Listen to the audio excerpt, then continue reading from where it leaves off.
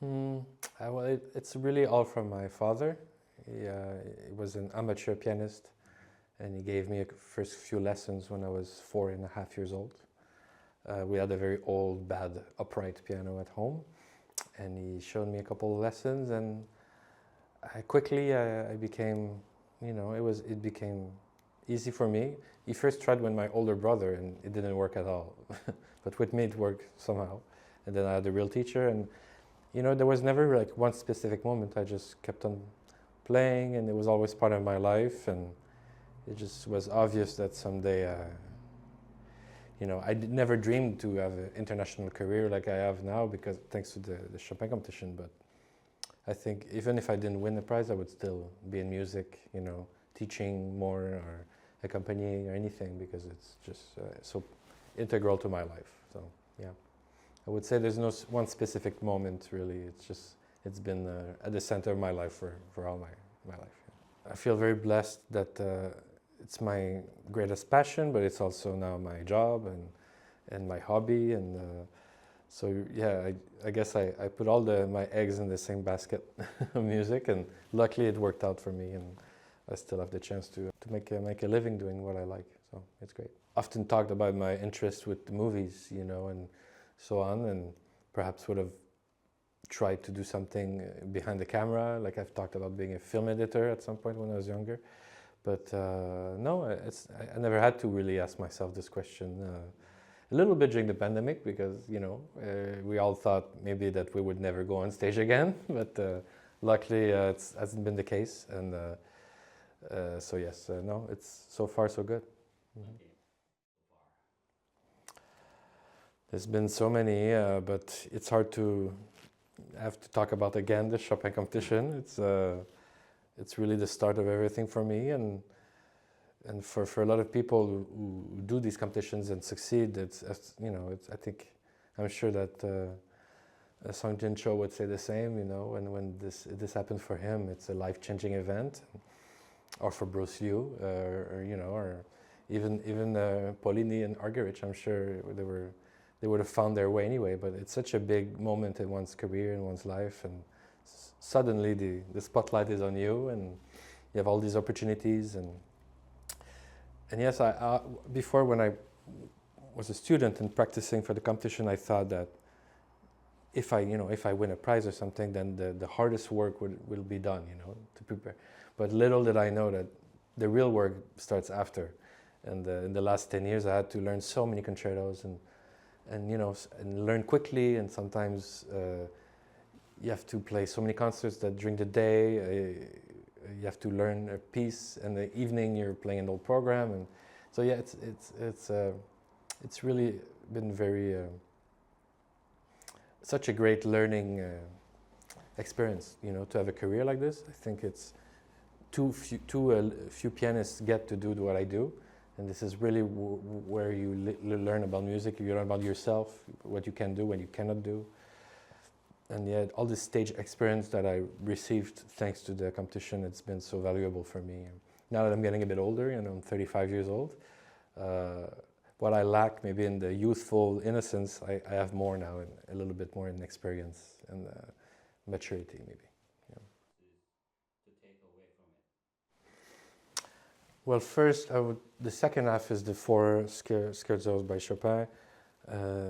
In the last 10 years or so, every time I've been here in Korea, I've presented the good part of Chopin music, whether it was the ballade, or sonata, preludes, concertos. It's one of the last, I guess, big cycles that I've not played here. So I thought it would be a great idea to do this program this year. And this year, of course, as we all know, we were celebrating Ravel's 150 years.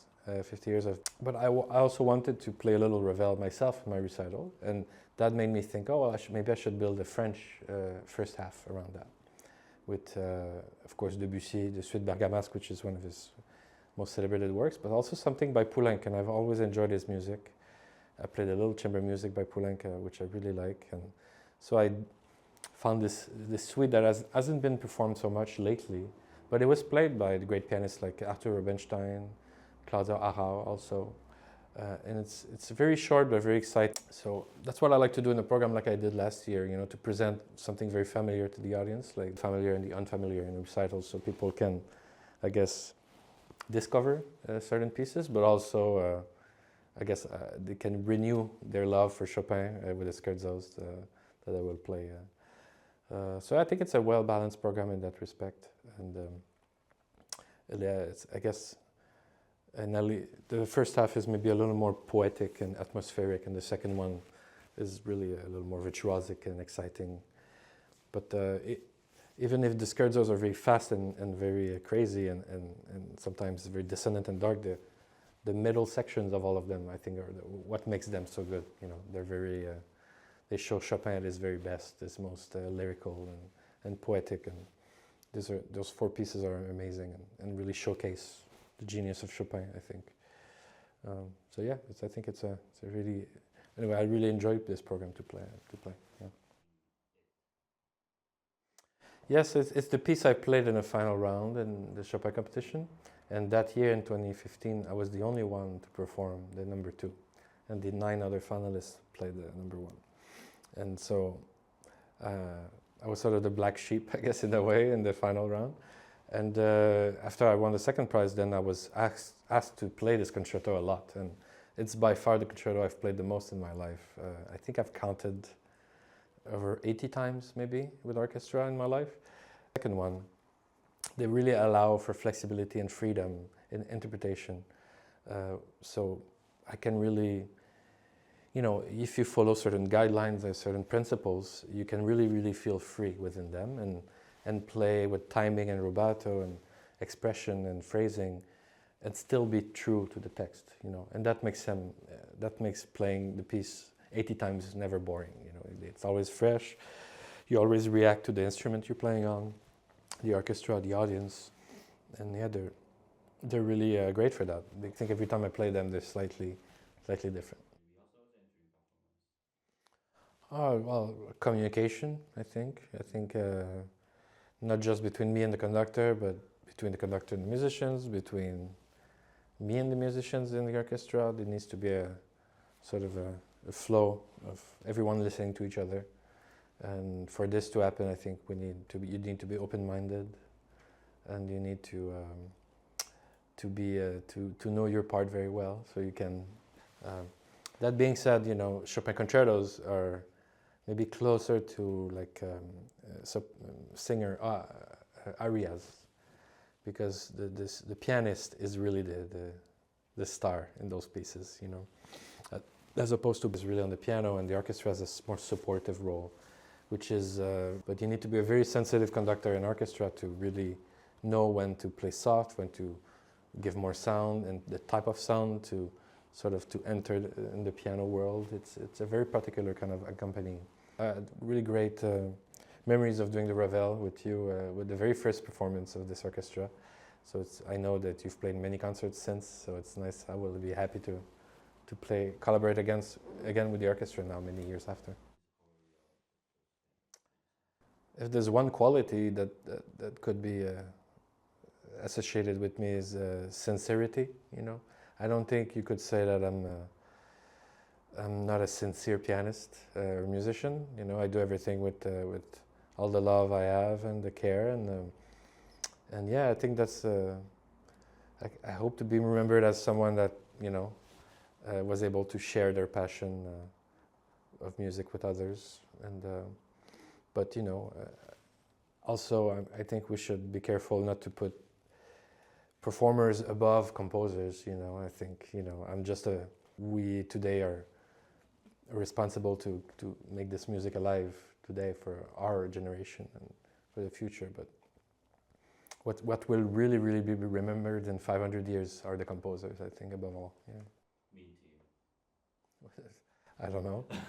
Again, it's a labor of love, you know. When anybody like an artisan or a painter or I think you're a filmmaker, you do things out of love, you know. And if you love a certain thing, if you find something beautiful, you want to portray it as much as you can. And in piano playing, this happens through sound, most of it. timing, but you know, sound. And yeah, it's hard for me to describe what I do. It's for others to do, but yeah, I'm glad that at least it's something that keeps coming back in reviews and things that I do. That the beauty of the sound, which I think is always very important to me when I teach as well. I hear too many times, you know, Chopin played like very loud and aggressive. And the more I read about Chopin, what he liked in piano playing, what he liked, and also how pianos were made, he really favored. For instance, he favored the playal pianos above the era pianos, which were softer and didn't project as much in the hall, but had more colors in the more softer range. And if today you try a playal from 1840 or something, and you play Chopin, it makes a lot of sense. You know, this music really works. And yeah, I think especially in Chopin, sound is a very delicate thing. And I think people need to be more careful sometimes with how they approach, how they create sound in Chopin, I think, yeah. It's hard to describe, but I think it needs to be generally more intimate, you know. There's a lot of room for that, I think, in his music. There's a lot of intensity and violence, but I think there's a lot of poetry and inward and doubt as well, you know, and questioning, and that's something I miss sometimes in when I hear young people playing Chopin. There's too much confidence, you know, and you need to be. In the music, there's so many unanswered questions and loss of confidence, and it's also an important part. You have to be vulnerable, you know, as a pianist, not just I'm a big romantic hero with my cape and can play all the notes. No, there's more to it than that. I miss that quality sometimes, especially in Chopin playing. Yeah. It's very important to understand what you're playing. You know, too many times I will hear in masterclass young pianists play etudes brilliantly. You know, every note at the right place, and then I ask, okay, which chord is this? You know, or what is this function of this note in this chord? And they have no idea. You know, and somehow we've separated those disciplines. You know, like music theory and how music is built, and the tonal language and interpretation, and it's a big mistake. I think it's like an actor. If you listen to an actor who learned all his lines without speaking the language, you know, just phonetically. So this is what happens too many times in piano playing, I find. But if you study enough, if you play enough music and you're interested in how it's made, then yeah, I think you played much better in the end. Yeah. So I think people, yeah, I think I'm not alone in this. There's this French pianist that I like very much, Lucas Debargue, who also is a composer, and he talks a lot about that, about understanding harmony and so on. And a lot of my teaching also is based in that, you know. It's very rooted in the music, and the more you analyze and the more you understand how it's built, the more you appreciate the genius of the composers, you know. Because when you try to do it yourself, then you see how giant and masters they were, and especially Chopin, I think. There's never one note that doesn't connect somewhere in the chord, you know. It's always, everything can almost be reduced to a chorale, 4-part writing, like in Bach, you know.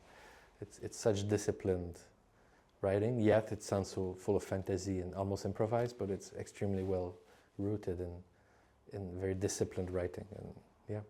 So this is something I talk about a lot and think about when I play, when I work on these pieces. Yeah. Well, I invite you all to my performances in Korea this upcoming Friday and Saturday at the Swart Center. I'm so excited to be back. It's a real pleasure to play in this venue where I played for the first time almost 11 years ago at the competition, the Seoul competition. And yes, it's such a great pleasure to play here and to see you all. And hopefully I can meet some of you in person after the show as well.